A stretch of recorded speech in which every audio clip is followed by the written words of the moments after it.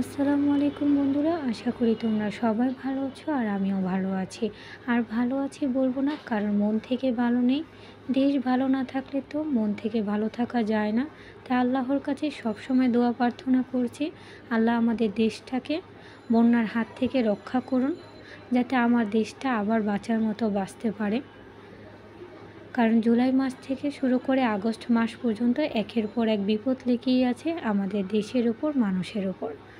আল্লাহর কাছে সবসময় চাওয়া যাতে আবার সুষ্ঠু সুন্দরভাবে আমাদের দেশের সকল মানুষ বাঁচার মতো বাঁচতে পারে। হয়তো বন্যাগ্রস্ত মানুষদের পাশে থেকে নয়, দোয়ার মাধ্যমে সবসময় সাথে আছি। আর তোমাদের সবার সাথে প্রতিদিনের মতো আজকেও একটা রেসিপি শেয়ার করতে চলে আসলাম। আজকে তোমাদের সবার সাথে শেয়ার করছি আমার মায়ের হাতের মজাদার রান্না, গরুর মাংসের সাদা রেজালা। তাই রান্না করার জন্য এখানে সব কিছু রেডি করে নিয়েছি। এখানে নিয়ে নিয়েছি আধা কেজির মতো গরুর মাংস। আর গরুর মাংসটা রান্না করার জন্য সাথে নিয়েছি পেঁয়াজ কুচি, আদা রসুন বাটা আর এলাচ, দারচিনি। আর সাদা রেজালা রান্না করার জন্য বেশি করে নিয়েছি কাঁচামরিচ। আর মাংসটা রান্না করার জন্য এখানে সব কিছু মিক্স করে নিচ্ছি। মাংসটা নিয়ে নিলাম একটা পাতিলে, তার সাথে এখন সব মশলাগুলো মিক্স করে নিচ্ছি। এখানে পেঁয়াজ কুচিগুলো দিয়ে দিচ্ছি,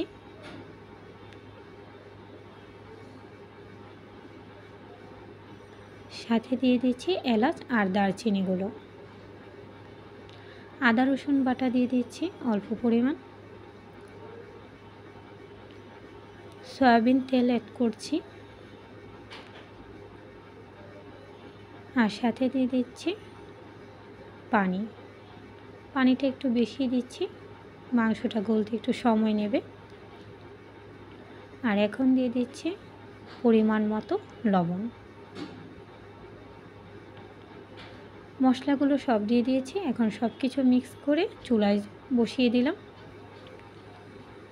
আর মাংসটা একটু গলতে সময় নেবে, তাই আমি মাংসটা গলার জন্য কিছুক্ষণের জন্য ঢেকে দিচ্ছি।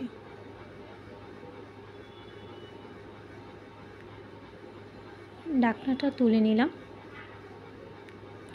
মাংসটাতে বলক চলে এসেছে। মাংসটা ভালো করে মশলার সাথে নাড়াচাড়া করে নিচ্ছি।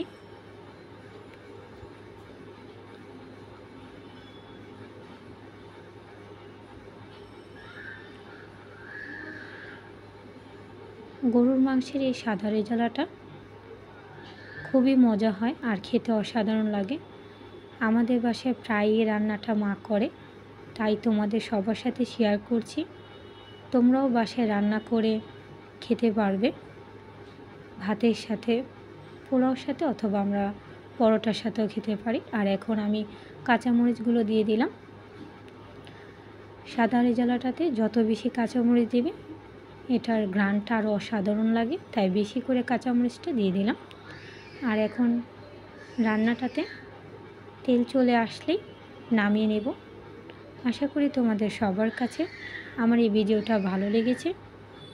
তোমরা অবশ্যই এই রান্নাটা বাসায় ট্রাই করবে, আর কেমন হলো ভিডিওটা অবশ্যই লাইক কমেন্টের মাধ্যমে জানাবে। পুরো ভিডিওটার সাথে থাকার জন্য তোমাদের ধন্যবাদ। Thanks for watching my video. Next video দেখার জন্য তোমাদের আমন্ত্রণ রইল। আল্লাহ হাফেজ।